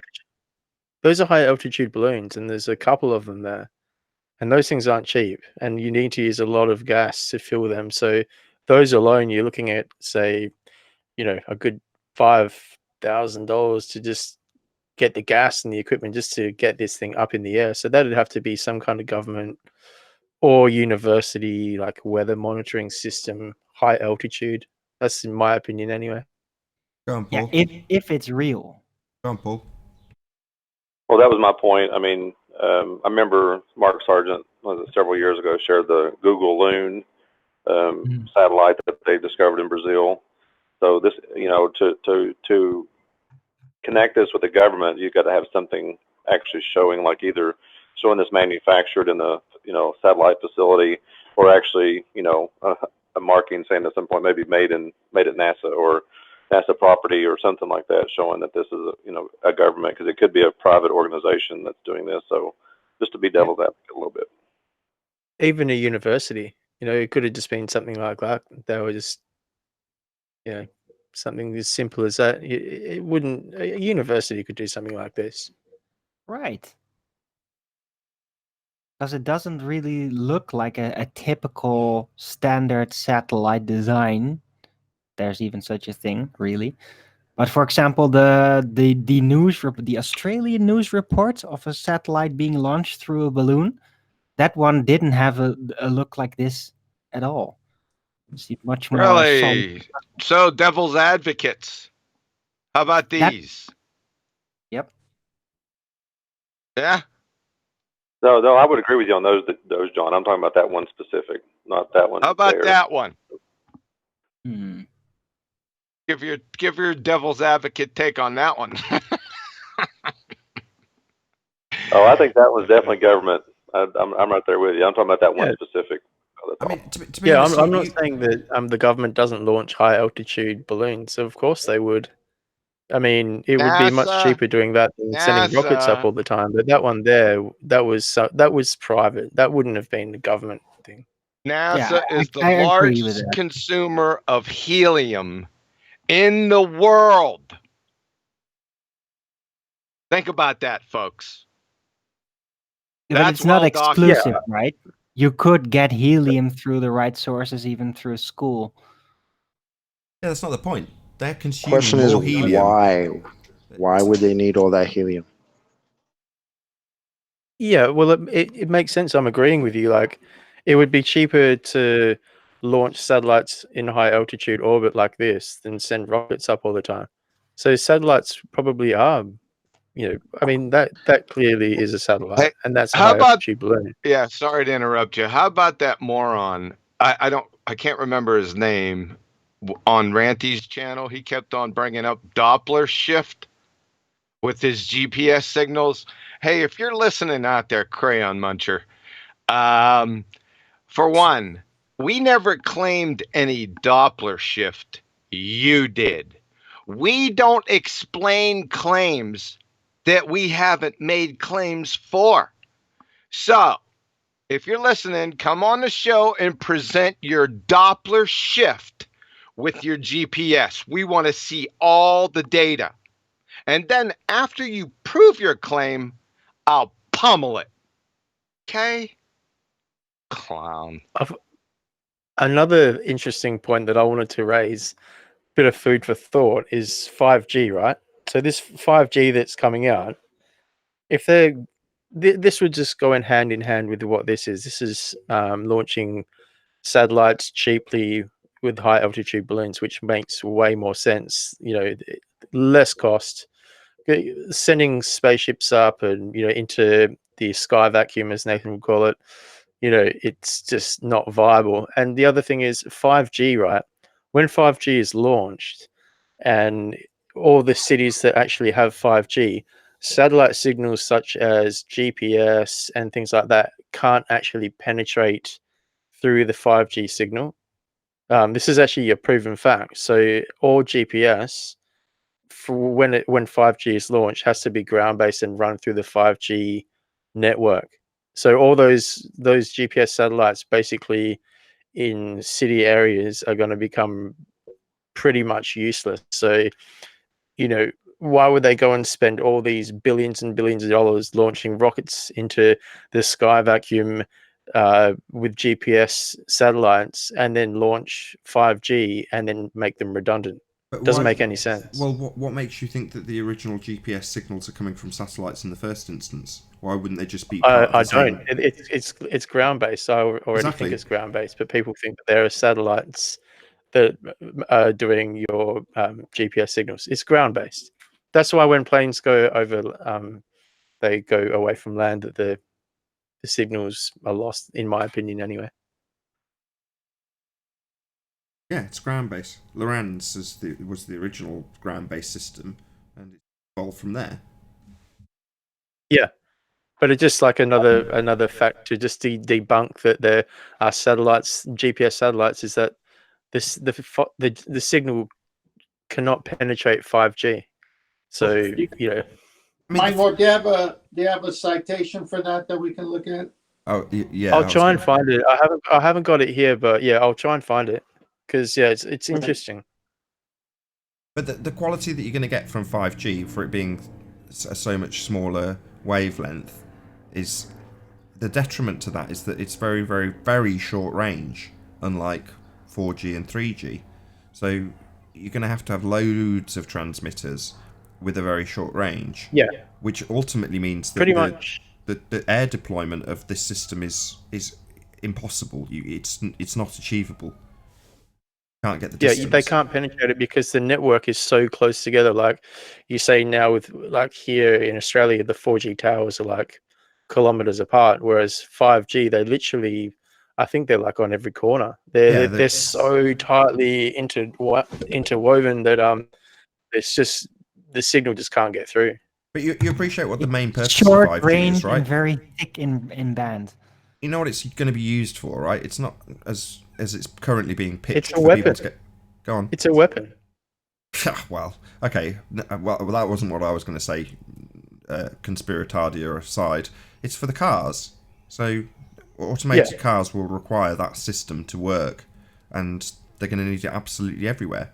But that's essentially what it's for. It's for IoT, Nathan. So Internet of Things. It's basically the next level up to pretty much integrate everything onto the internet. It's they want to paving the way for AI. They want to AI and augment your world. That's what they want. In other words, that's where they've got the most control over us, and that's ultimately what this whole discussion is really about: control. But anyway, that aside, that's what they've got the most control over. The information we take in, put in, and take out of the internet. Well, if you've got a greater degree of control with the Internet of Things, then you've got more control over the people that are utilising it. If you can keep them immersed in it for a longer period, or connected to it via your transportation and your phone, eye goggles, whatever the hell they're going to have in 10 years from now, then they've ultimately got constant monitoring and constant interaction with you as an individual through that network. So it's just programming power. And the actual like crowd dispersion signals that they use, the military use, like during protests where they like hit people with the sound waves, it's the actual same as 5G. It's the exact same thing. No, that's the same bandwidth. No, you're talking about they're using. No, you're talking about brown noise or whatever it was. That's not the same as 5G. It's a pretty similar bandwidth. Not. Sorry. Sound. I heard that the other week. Sorry. No. It's a heard it the other day. high frequency, short range broadband signal system. It's very disruptive. Yeah. On the short range especially. Says who? Yeah. It says medical studies. Let's have a look at them. From previous systems even. It's basically the expansion of the old systems, amping it up, making it more short range, more thick, and literally heightening the frequency of it all. Heightening the frequency isn't amping it up, quite the reverse. The power has gone down. You've got far less powerful frequencies bombarding you. And because they're much less powerful, higher frequencies they're less powerful. They penetrate less. So the example, if you scale it up to sound waves, is bass versus treble. Well, the long frequency of bass can transmit through walls, it can barrage its way to you, and you can hear the thump thump thump of someone's car going by with a big stereo. Can you hear the cymbals and hi-hats? No, because they're very, very low energy. Well, it's the same principle with 5G. The energy goes down drastically because of the shortened wavelength. But that means you've got to have masses of them because they're so low in power and the range is so low. But when you say, oh, it's being amped up, it's they're cranking up the power of the old system, quite the contrary. Yeah. No, really, no. Look, yeah, be careful with more that, Nathan. energy input into the same system. Be careful with the longer range that you're talking about. The gigahertz range is hugely amplified. Be careful with the longer wavelength and shorter frequency. Those terms can get all mixed up real fast. So I'm just saying, be careful with that. Yeah. Short range, high frequency, big energy. That's the difference between the older system. Anyway, this is off the point being, what is the evidence that it's actually medically harmful? That's regardless of the terminology being incorrect, and I'm more than happy for people to correct me if I'm wrong in my terminology. But my point isn't that. It's what have we got to actually prove that this next level of technology is in any way harmful? Well, I didn't actually bring it up firstly. For that, I was bringing it up to back up the whole. It brings down the whole satellite in orbit thing. Why would they go and spend all these billions and billions of dollars launching space satellites for GPS if 5G is going to make the signal redundant anyway? Just proves the point that it's already ground based. Yeah. That's the reason I brought it up. It wasn't anything to do with the health. I agree with you. But it's just so many people, when they talk about 5G, are always immediately going to go into conspiratard mode and start saying it's going to kill you or be used as a weapon. Well, weapon, loosely termed as another way of controlling you more efficiently. Well, yeah, okay, I could loosely argue that, I suppose, but like directed energy weapon that they're going to turn on and beam into you, I just don't buy any of it. I don't see any. Nope. I watch enough tech programs and they're covering it as well because of the conspiracy rumours that it's medically dangerous. And most of the sources I'm watching are independent. Nathan. Say again? It's not conspiracy. It's already field tested over 2 decades. Telephones on all the levels. Okay? It's a vast body of studies on this shit. Wow, that sounds familiar. Just show They're us. not getting recognition because the telephone companies are on a primary position now. They have the floor. So of course they're gonna nip anything in the bud that opposes what they're planning. But people are not buying that. I say, give me some evidence, and you say it's not conspiracy, and then detail the conspiracy that you claim is in place. I'd have to source it and then dig through the sources of that and dig through the project. Well, yeah, please. One thing that really, I'd like to highlight one point that really makes no sense. Like here in Australia, right, we had ADSL 2 plus, which was your fastest internet. Okay, and then our government just. Can you guys hear me? Out in chat. Go read it. And there's more, and there's more. We hear you, Mike, because it's just Arwen being Arwen.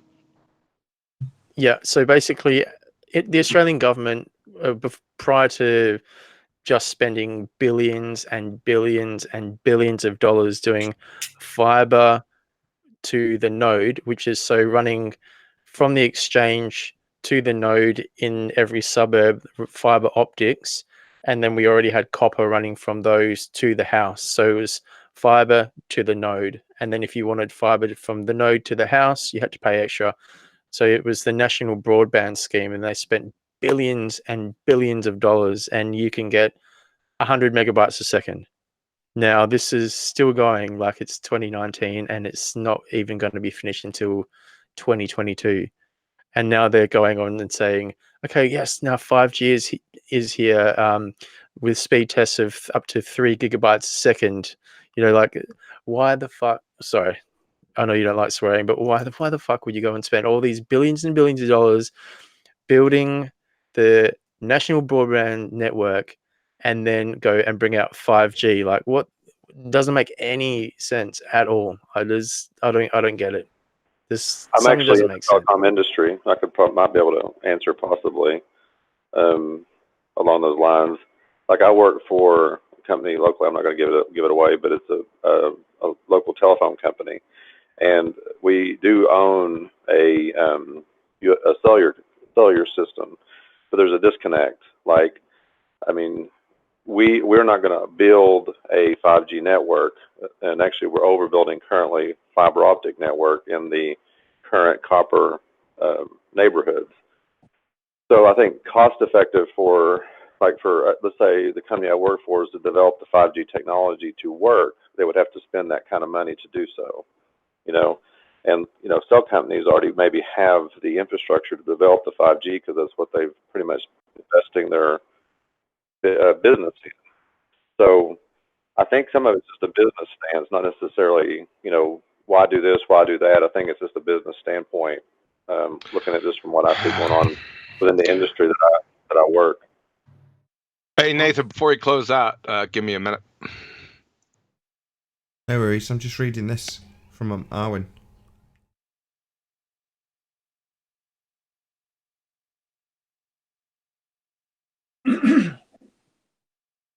I mean, it has been rushed out, though. You've got to say, like, and even when 4G was brought out, there was the health scares and everything like that. I mean, it's only natural people are going to have their concerns about 5G, but it hasn't really been tested that much.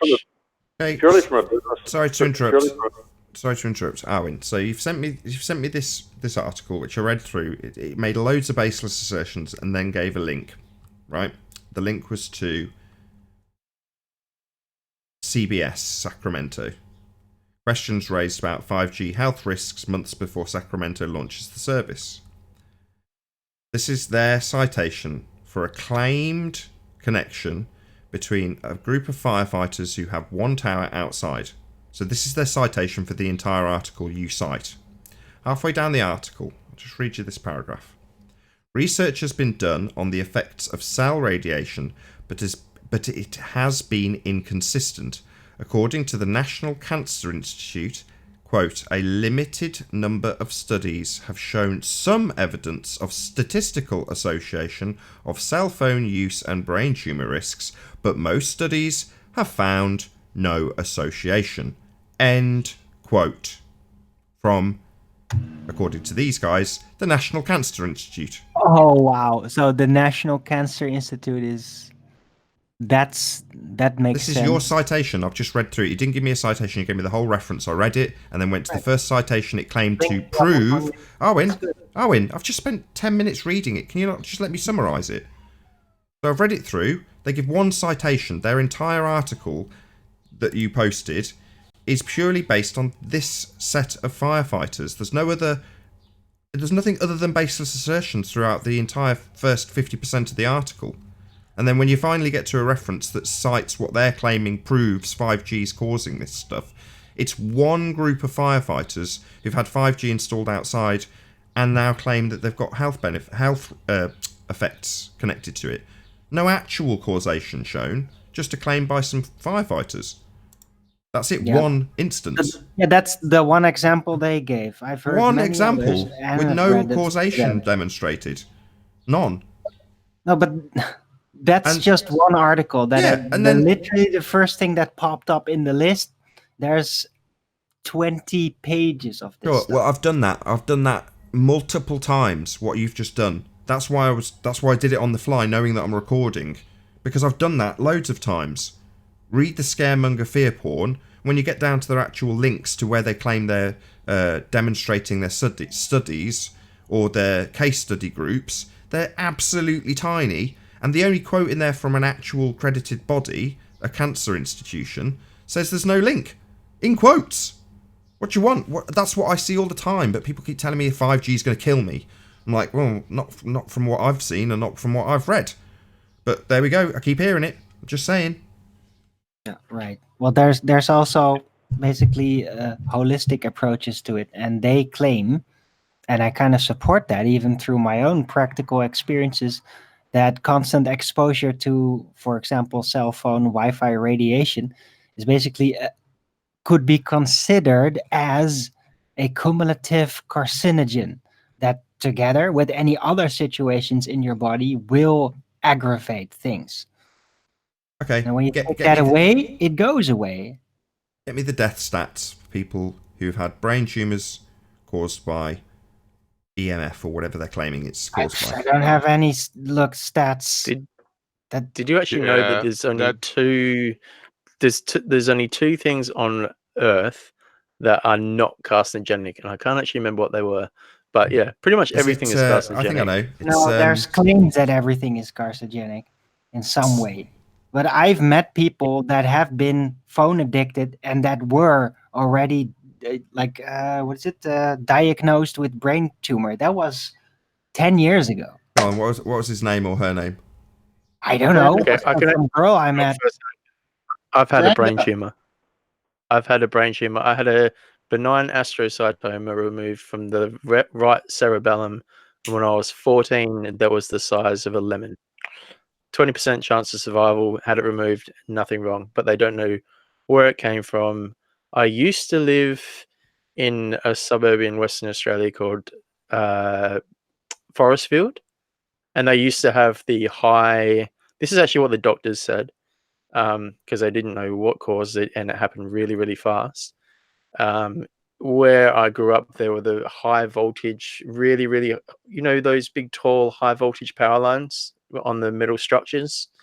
There were those that were pretty close, and I remember as a kid, you could pretty much get a fluorescent light in the rain to glow slightly if you stuck it in the ground near those towers.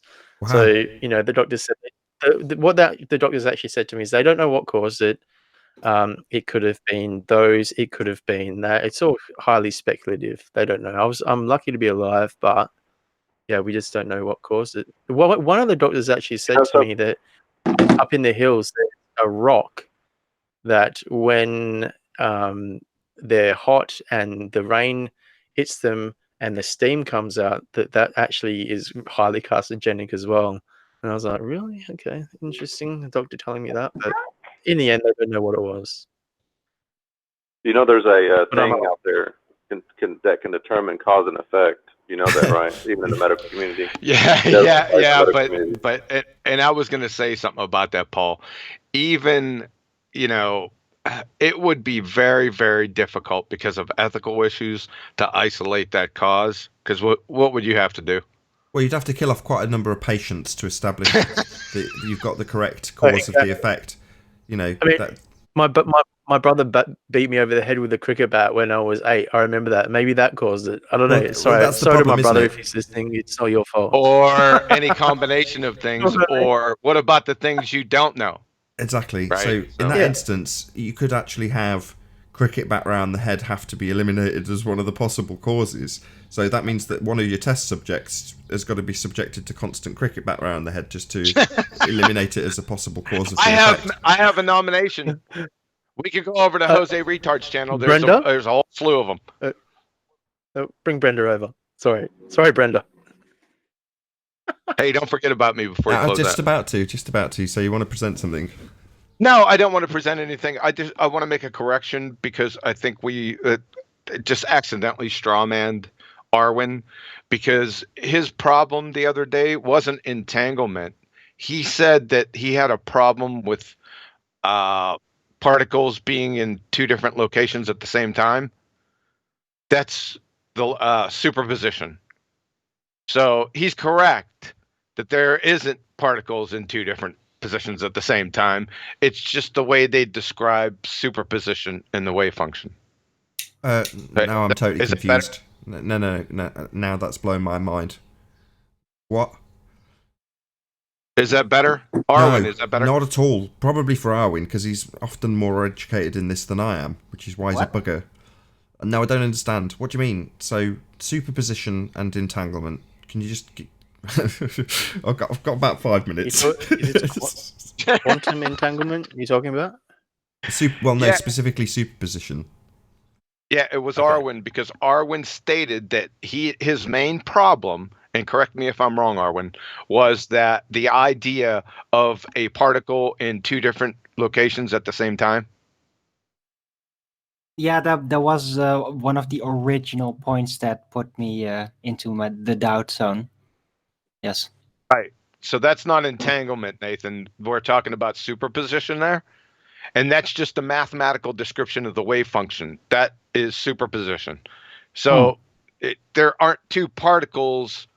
There isn't one particle in two different positions at the same time. It's just described that way in the wave function. It's describing superposition. I hope that clears it up. Well, there's been a lot of people that have been making up science fiction stories with these concepts in the past, and that always confused the shit out of me.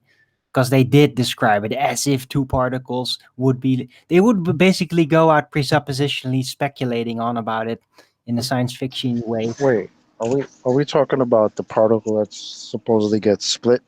Yeah, we're talking about the sister particle, or how's the terminology phrased in the double... So, wait a second. You're all getting confused.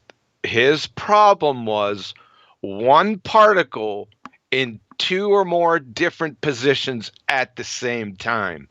Entanglement is two different particles that are connected by... Hold on, I'm going to take credit. This is my problem. This is my fault. So it's my misunderstanding. No, it's not your fault. I did the same thing because I thought he was talking about entanglement. It's not your fault. Is this talking as in like two dimensions kind of thing? No, entanglement... No, entanglement is actually very interesting because it is more mysterious phenomena, in my opinion. Namely, that two particles could be made to somehow resonate perfectly. Right. That's fascinating and like extremely useful. I've already conceptualized technology. Wait, so I just want to get this straight. So the entanglement is the two different particles. Yes, yeah. It's an effect where they become like the same. So the one that gets split, what is that called? That's entanglement. So in the delayed choice quantum eraser, when they split it and send one on a shorter path, that's entanglement. But that's not what Arwen's describing. He's talking about superposition, which is described as, and this is where I do definitely have, or had a misunderstanding about it, particles being in two different positions at the same time. Now, that's not actually what's occurring. It's just described that way, and I'm going to have to get a better understanding from either Arwen or John, because I don't fully follow now. My misapprehension has been highlighted by Arwen. It's just the two different... In entanglement, we're talking about two different particles. With superposition, we're talking about one particle being in different positions, described that way. Yeah, presupposedly. Remember, it's just a mathematical description now. Yeah, not presupposing. It's mathematical as opposed to a presupposition. It's just describing something. That was the whole point. It's presupposing it's in two different positions if you reify the mathematics. Correct? Now, if you presuppose that it is actually an indivisible... It's a question. I'm asking from a... thing. Hold on, Owen. I want to get this clear because I'm asking from a position of ignorance. So if you were to reify the mathematical description of superposition, then you'd have a presupposition of two particles in the same place or in different places. You know what I mean? No. We're talking, like I said, the difference between entanglement, there's many differences, but in our context, the entanglement is two different particles, but in superposition, described by the wave function, it is one particle in two or more positions at the same time. Just start there. Yep. Theoretically. Yeah, it's before it's had its position identified. Mathematically, you describe the pre-positioning as being in multiple places, but in reality it can only ever actually achieve one position at the end. But you've got to describe the pre-state mathematically as it having multiple positions. Right. And what I do is try to unravel that part and basically say, no, it was never theoretically or in reality in these presupposed positions, because the base assumption that it is a singular thing that cannot be split up literally is a misassertion. Yeah, but we're talking about... That's where my doubt is. Well, it's fascinating, isn't it? Because you're talking about the world of possibility that you're trying to describe mathematically. Well, the world of possibility... Find another route through it, through what is presented. Essentially, it's just a wave function. You know, the Large Hadron Collider, when they, super speed these atoms going through, how fast are they going? So, like, if you break time down to its like most minuscule, you got seconds and you got milliseconds, and then you go down, down, down, down, down, down, down. How fast are these atoms flying? Are they in one place and then another place in such a minute amount of time that time is so minuscule that it gets to the point where they can be at two places at once? Does that make sense? This is totally different. No, that's a theoretical construct, because how do you even know that there is something with a speed there? Isn't that just part of the assumption? Isn't it? We're going to confuse the audience. I was just about to round out. Oh God, look, this is a totally different subject. Sorry. Hold on. You're completely convoluting this subject, right? That was complicated enough. Now you've introduced particle collision, which is totally different. Yeah, true. I was trying to say, we can have particles in the same position or different positions at the same time if they were fast enough. But that's a theoretical construct. That's like Einsteinian thinking. Yes, that's not actually true. Yes, they're talking about getting up to like 99% of the speed of light in those colliders, but it's a totally different. It's nothing to do with this particular part of light, and it's totally different. Ruin the ending of this after show. You realise that, don't you, Mind Warped? Sorry, it's okay. With that, I'm going to say, unless did you want to add something to that, John? No. Thank God. I'm going to say a huge, massive, enormous thank you to everybody who joined us in the Nathan Oakley premiering stream, for hopefully smashing the super chat, liking, commenting, sharing, subscribing, and all that good stuff. Be sure to check out nathanoakley.com and the Flat Earth Debate Forum, which you should definitely all join. Another massive thank you to all of today's debating panel for making this show possible. I've been Nathan Oakley, and I'll see you all in the next video. Oh, what a day! What a lovely day!